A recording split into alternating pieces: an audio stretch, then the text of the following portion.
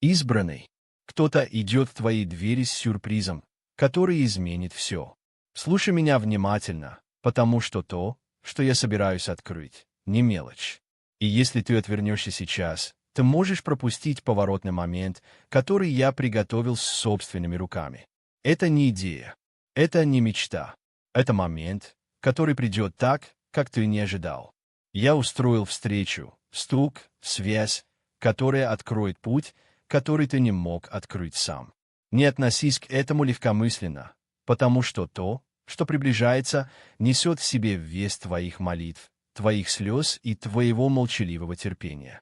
Когда я говорю, что кто-то идет в твои двери, я говорю о том, как божественное время встречается с твоей готовностью. Это может быть человек с новостями, предложением, извинением, возможностью или даже восстановлением того, что ты считал потерянным навсегда. Я видел твои долгие ночи и то, как ты продолжал верить, когда ничто вокруг не подтверждало того, что ты чувствовал в своем духе. Этот сюрприз не случайен. Это неудача. Это результат моей руки, движущейся за кулисами, которые ты не мог видеть. Прежде чем я открою больше о том, что грядет, позволь рассказать, что я показал одному из моих слуг. В 3 часа 33 минуты утра, когда мир спал, я дал видение тому, кто передаст тебе это послание. Он увидел длинный коридор, заполненный дверями. На каждой двери было написано имя. Каждая дверь представляла жизнь, судьбу, историю в процессе. Ангел шел по этому коридору, держа что-то в руках. Это выглядело как свиток. Но когда он подошел ближе, стало видно, что это на самом деле ключ, прикрепленный к посланию. Ангел остановился у одной конкретной двери. Он посмотрел на имя, написанное на ней. Затем он повернулся к наблюдающему и сказал: «Эта дверь принадлежит тому, кто получит это послание». В течение многих лет к этой двери подходили не те люди и приносили не то. Одни приходили с обманом, другие — с отвлечением. Еще другие приходили с возможностями, которые никуда бы не привели. Я был поставлен здесь, чтобы отвергать их всех. Затем его голос стал тяжелым, когда он продолжил: «Но теперь мне даны новые указания. К этой двери посылается человек. Не случайно, не по человеческому замыслу, а по божественному назначению. Он несет то, чего этот избранный так долго ждал. И время, наконец, выровнялось. Ангел положил ключ и послание у основания двери. Затем он произнес последнюю фразу перед уходом: «Скажи им быть готовыми. Стук скоро раздастся. Та дверь в видении была твоей. И это послание. Это я, говорящий тебе быть готовым». Позволь объяснить, что происходило и почему этот момент отличается от всего предыдущего. Ты долго чувствовал себя незамеченным. Двери, которые открывались для других, казались запертыми, когда ты подходил к ним. Возможности, приходившие к людям с меньшими усилиями, полностью проходили мимо тебя. Ты задавался вопросом, не было ли с тобой что-то не так, не лишил ли ты себя благословения. Были моменты, когда ты видел, как другие получают то, о чем ты молился. Казалось, что их прорыв пришел без той борьбы, которую пережил ты. Казалось, что они входят в благоволение без ожидания, которое терпел ты. И ты задавался вопросом: есть ли у меня любимчики, не оказался ли ты в списке тех, кому уделяется меньше внимания. Позволь сказать тебе правду о тех моментах. Я не предпочитал их тебе. Я назначал их благословение для их времени, а твое — для твоего. Их история — не твоя история. Их сроки — не твои сроки. То, что подходило для их пути, не подошло бы для твоего. Если бы я дал тебе то, что дал им, это не подошло бы тебе. Как одежда, шитая для чужого тела, как обувь, созданная для чужих ног. То, что я готовлю для тебя, создано специально для твоего призвания. Мне нужно, чтобы ты понял важную вещь. Эти закрытые двери не были отвержением. Они были защитой. Притчи 16:9 говорят: «Сердце человека обдумывает свой путь, но Господь управляет шагами его». Ты строил планы. У тебя были видения того, как все должно развернуться. Но я направлял твои шаги в другом направлении.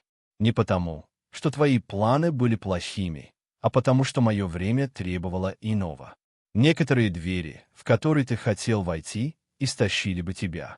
Некоторые возможности отвлекли бы тебя от твоего истинного призвания. Некоторые люди злоупотребили бы тем, что ты несешь. Я закрыл эти двери, потому что видел, что за ними. Ты видел только возможность. Я видел результат, и этот результат не служил бы твоей судьбе.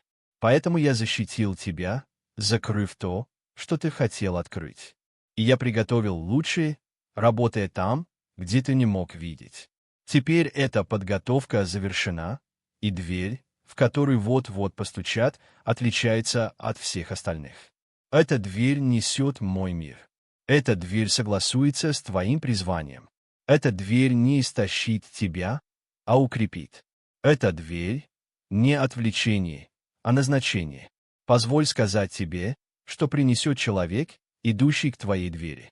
Во-первых, он принесет ответ на молитву, о которой ты почти перестал молиться.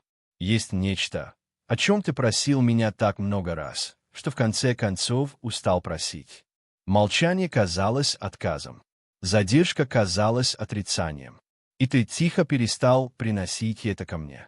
Но я никогда не прекращал работать над этим. Исайя 65, 24 обещает: «Прежде нежели они воззовут, я отвечу. Они еще будут говорить, и я уже услышу». Я услышал твою молитву еще до того, как ты закончил ее произносить. И я сразу начал готовить ответ. Задержка была не временем обработки. Это было временем подготовки. Не подготовки ответа, а подготовки тебя к его принятию. Если бы я послал этот ответ 3 года назад, ты не был бы готов. Если бы я послал его 1 год назад, ты бы не оценил его. Если бы я послал его 6 месяцев назад, ты бы не распорядился им правильно. Но теперь, после всего, через что ты прошел, ты, наконец, готов принять то, что я готовил для тебя. Человек, который идет к твоей двери, несет этот ответ.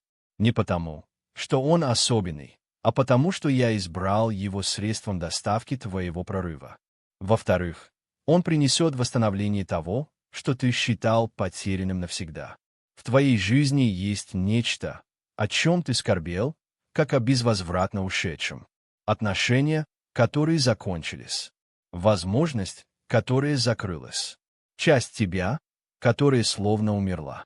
Мечта, которую ты похоронил, потому что больше не мог надеяться. Я говорю тебе сегодня, я, Бог воскресения. То, что ты объявил мертвым, я возвращаю к жизни. То, что ты похоронил в скорби, я поднимаю с радостью. То, что ты считал концом, я открываю как начало. Иаиль 2 часа 25 минут — это мое обещание тебе, и воздам вам за те годы, которые пожрала саранча. Не просто заменю, восстановлю. Те самые годы, ту самую ценность, возвращенную с избытком. Человек, который идет к твоей двери, несет часть этого восстановления. Он может сам этого не знать. Он может думать, что просто навещает тебя, передает сообщение или приглашение. Но я вложил в его руки то, что принадлежит тебе. То, что было украдено, возвращается.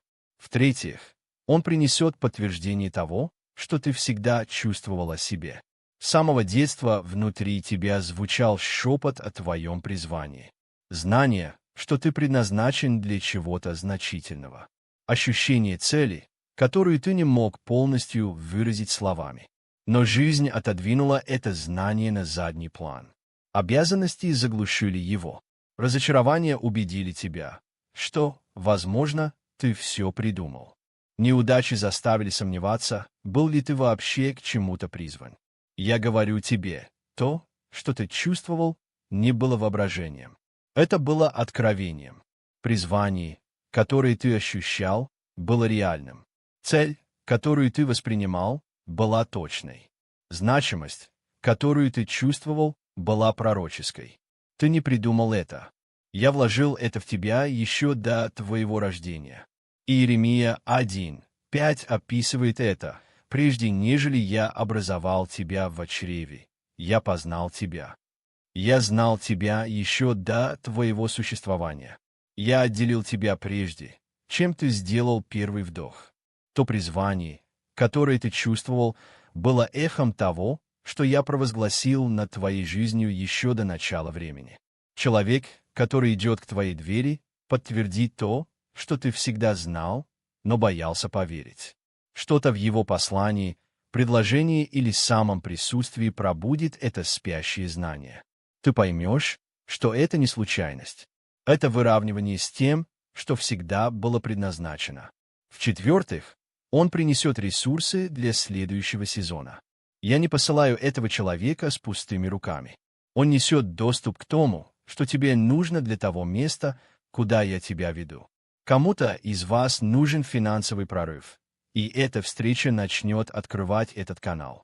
Кому-то нужны отношения, поддерживающие ваше призвание, и эта встреча начнет строить эту сеть.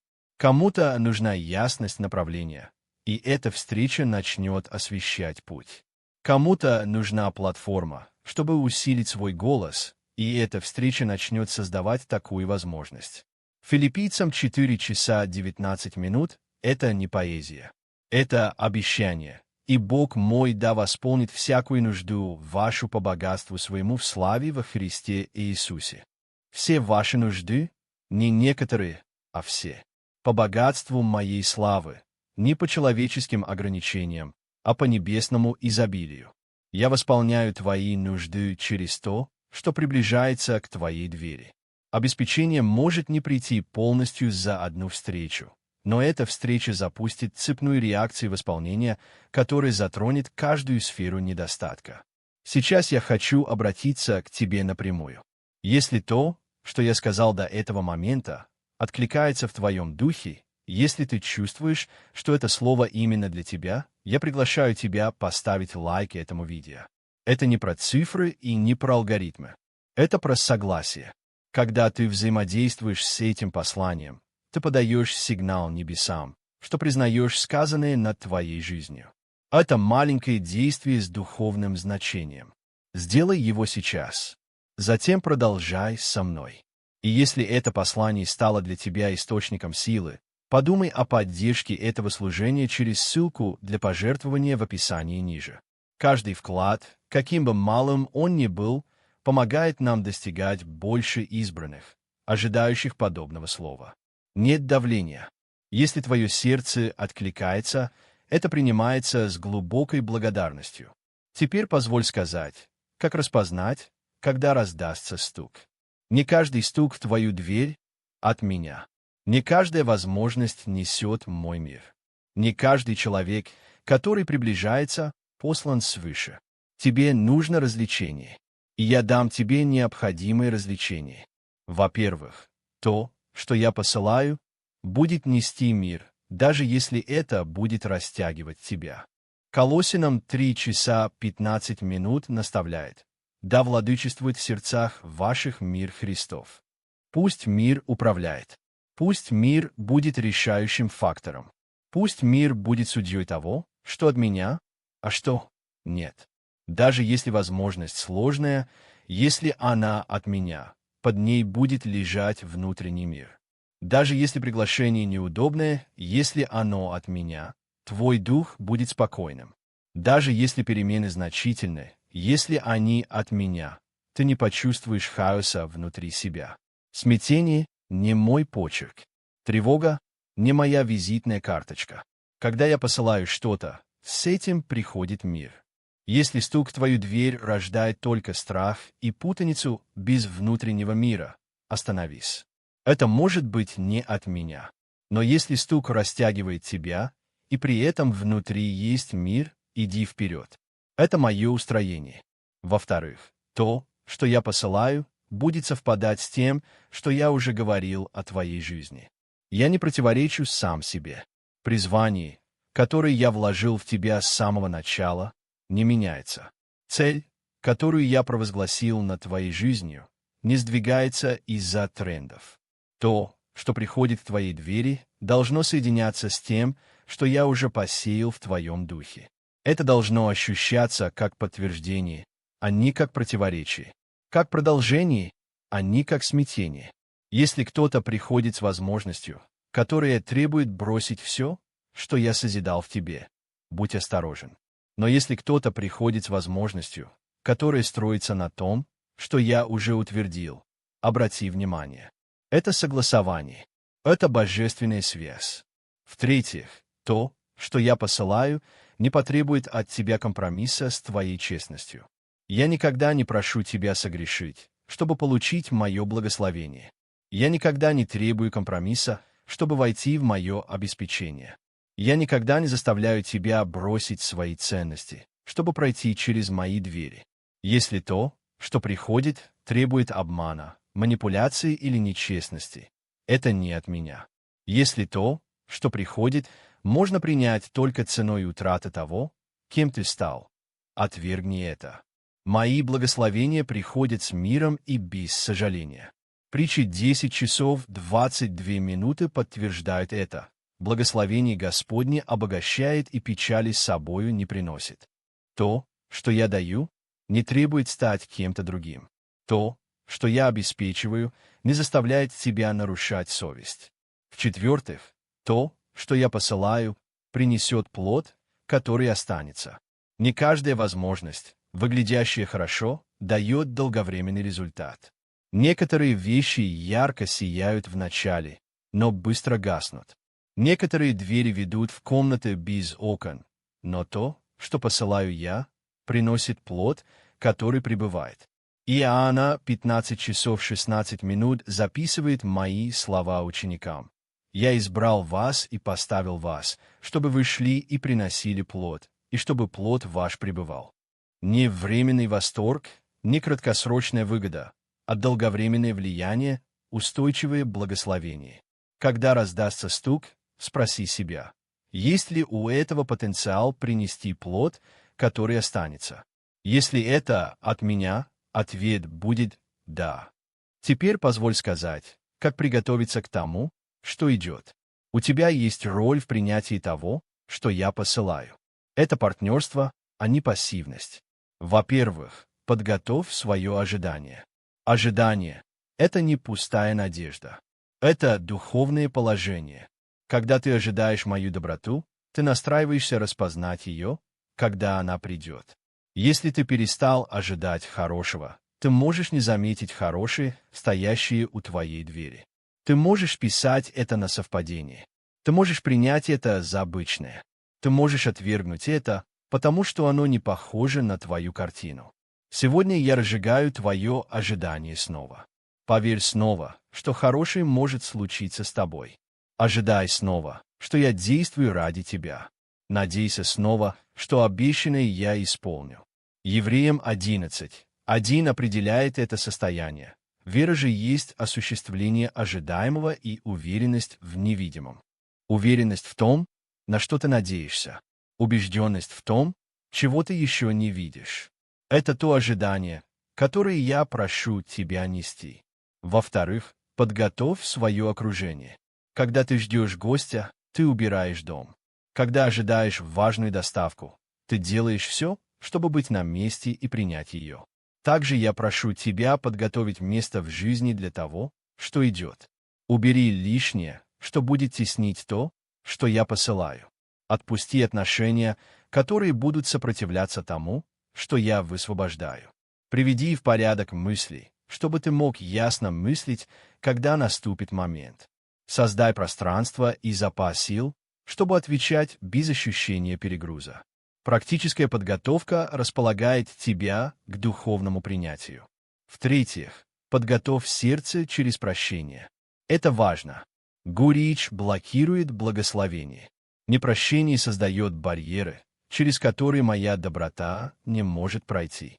Если есть кто-то, кого ты не простил, сейчас время отпустить. Не потому, что они заслужили, а потому, что ты заслуживаешь свободы, и потому что то, что я посылаю, требует сердца без препятствий. Я знаю, некоторые из вас были глубоко ранены. Люди, причинившие боль, понимали, что делают. Они выбрали причинить вред. Они предали доверие, которое должно было быть священным. И часть тебя думает, что простить значит сказать, будто это было нормально. Но прощение — не одобрение. Прощение — это освобождение. Это когда ты отпускаешь яд, который влияет на тебя сильнее, чем на них. Это когда ты выбираешь свободу вместо цепей. Это когда ты решаешь, что их поступки не будут определять твою судьбу. Некоторые из вас носят это непрощение годами. Оно стало настолько привычным, что вы уже не замечаете его тяжести. Но я замечаю, и я прошу тебя положить это не ради них, а ради себя и ради того, что я посылаю к твоей двери. Марка 11 часов 25 минут ясно говорит об этом. И когда стоите на молитве, прощайте, если что имеете на кого, чтобы и Отец ваш Небесный простил вам согрешения ваши. Прощение очищает канал. Прощение открывает дверь. Прощение располагает тебя к принятию без препятствий. Назови их имя прямо сейчас, если нужно. Освободи их в своем сердце.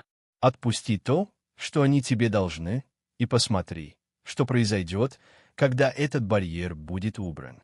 В-четвертых, подготовь свою реакцию. Когда раздастся стук, тебе нужно будет открыть дверь. Это кажется очевидным, но ты удивишься, как много людей слышат стук и никогда не открывают.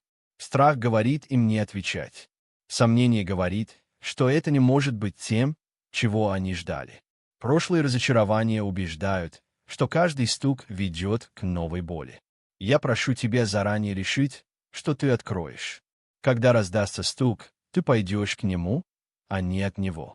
Когда возможность встанет перед тобой, ты вступишь в нее, а не отступишь. Когда момент наступит, ты будешь действовать в вере, а не замирать в страхе. Мужество — это заранее решить, что ты будешь доверять мне, когда придет момент. Прими это решение сейчас. Прежде чем закончить, я хочу дать тебе возможность откликнуться на сказанное. Если ты веришь, что то, что я провозгласил сегодня, относится к тебе, я приглашаю тебя произнести это согласие вслух. Твой голос в согласии с моим обещанием высвобождает нечто в духовной сфере. Повтори за мной. Отец, я принимаю слово, которое ты произнес над моей жизнью сегодня. Я верю, что ты действовал за кулисами, которые я не видел. Я верю, что закрытые двери были защитой, а не отвержением. Я верю, что мое ожидание было подготовкой, а не наказанием. Я открываю свое сердце тому, что грядет. Я открываю свое ожидание тому, что ты приготовил. Я открываю свою жизнь человеку, которого ты посылаешь. Я снова выбираю верить, что хорошее может произойти со мной. Я выбираю ожидать, что твои обещания проявятся в моей жизни. Я выбираю готовиться к прорыву, который приближается. Я отпускаю каждого, на кого держал непрощение. Я очищаю канал своего сердца, чтобы твое благословение свободно текло. Я убираю каждый барьер, который мог бы блокировать то, что ты посылаешь. Когда раздастся стук, я открою дверь. Меня не удержит страх. Меня не парализует сомнение. Меня не убедят прошлые разочарования, что на этот раз будет так же. Этот раз другой. Этот стук божественный. Эта встреча устроена тобой. Я принимаю ответы на молитвы, о которых почти перестал молиться. Я принимаю восстановление того, что считал навсегда потерянным. Я принимаю подтверждение призвания, в которое боялся верить. Я принимаю ресурсы для сезона, в который ты меня ведешь. Пусть твой мир направляет меня, когда я распознаю то, что от тебя. Пусть твоя мудрость ведет меня, когда я отвечаю на то, что приходит. Пусть твое присутствие хранит меня, пока это раскрывается. Я готов. Пошли того, кого ты посылаешь. Открой то, что ты открываешь. Передай то, что ты готовил. Я принимаю все это с благодарностью и смирением во имя Иисуса. Аминь. Я услышал эту молитву и почитаю ее. Стук раздастся раньше, чем ты думаешь. Будь внимателен, но не тревожен. Будь ожидающим, но не контролирующим. Будь готовым, но не напряженным. Я устроил это с точностью. Я назначил это в совершенное время. Я тщательно выбрал человека, момент и послание. То, что грядет, реально. То, что грядет, хорошо. То, что грядет, мой дар тебе после сезона верного ожидания. Прежде чем это послание завершится, я хочу пригласить тебя сделать несколько вещей. Во-первых, подпишись на этот канал и включи уведомления.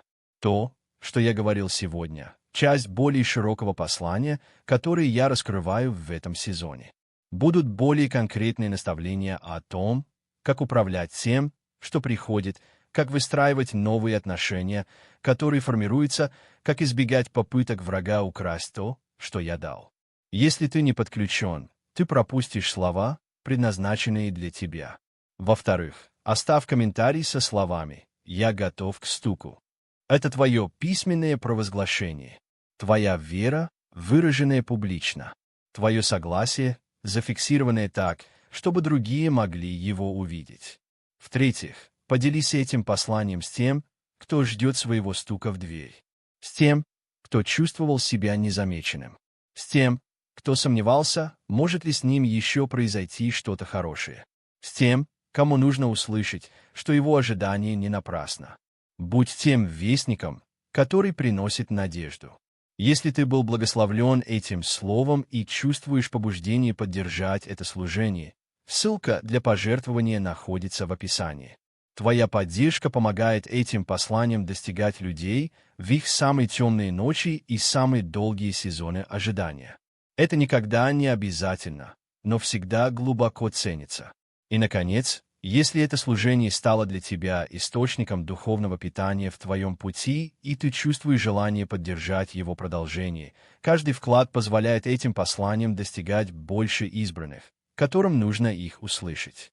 Нет ни давления, ни обязательств. Но если твое сердце откликается, твоя щедрость принимается с глубокой благодарностью и распоряжается с честностью. Избранный, ты пришел к этому посланию с вопросами. Почему все так задерживалось? Почему двери оставались закрытыми? Почему другие двигались вперед, а ты словно стоял на месте? Теперь у тебя есть ответы. Задержки были подготовкой. Закрытые двери были защитой. Неподвижность была позиционированием. И теперь кто-то приближается к твоей двери, неся то, чего ты ждал, принося то, что я готовил, доставляя то, что всегда должно было быть твоим. Исайя 60, 22 говорит об этом моменте, когда придет время. Я, Господь, совершу это быстро. Время пришло. Я совершаю это. И ты увидишь мою верность так ясно, что всякое сомнение исчезнет. Настанет день, и он не так далек, когда ты оглянешься на это послание. Ты вспомнишь, где находился, когда услышал эти слова. Ты вспомнишь сомнения, которые носил в себе, и надежду, которая начала подниматься. И ты скажешь, это был момент, когда все начало меняться. Не из-за чего-то магического в этих словах, а потому что ты, наконец, выровнял свое ожидание с моим намерением. Ты, наконец, расположил себя принять то, что я готовил. Ты, наконец, открыл сердце, чтобы поверить, что хорошее все еще может произойти с тобой. Это согласование меняет все. Это позиционирование меняет все. Эта вера открывает то, что уже ждало. Будь готов. Будь ожидающим. Будь в мире. Стук приближается. И когда он раздастся, открой широко. То, что по ту сторону, изменит все. Иди с миром. Иди с ожиданием. Иди, зная, что твое ожидание заканчивается, а принятие начинается. Стук приближается, и он приносит все, что тебе нужно.